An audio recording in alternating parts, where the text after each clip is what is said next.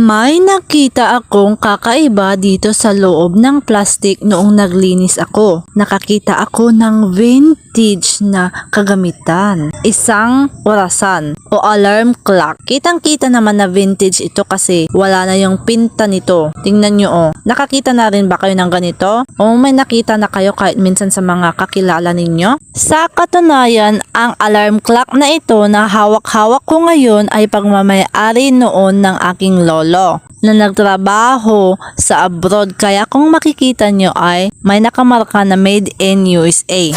Napakabigat nito kung hawakan, kahit na napakaliit lang. Ang gumawa sa alarm clock na ito ay ang West Clocks, the Western Clock Company, na nagsimula sa Peru, Illinois at may mga branch sa Canada at Scotland. Pero ngayon wala na ang company na ito. Sa tingin nyo, gumagana pa ba itong alarm clock niya? Tingnan nga natin, sabay-sabay nating tuklasin. Ganito lang ang gawin. Katulad ng ginagawa ko dyan sa video, ganyan po ang gawin natin sa mga vintage na orasan. Matagal na yan sa amin, kaya alam ko kung anong pinagagawa ko dyan noong bata pa ako kasi nilalaro ko yan at nakakagulat kasi alam nyo na, basta abangan nyo sa video na ito. Tingnan nyo oh, nasunog na yung nasa harapan niya sa tagal. Ganyan din yung mga nakikita ko dito sa mga na-research ko sa Google, ganyan na ganyan. Ating alamin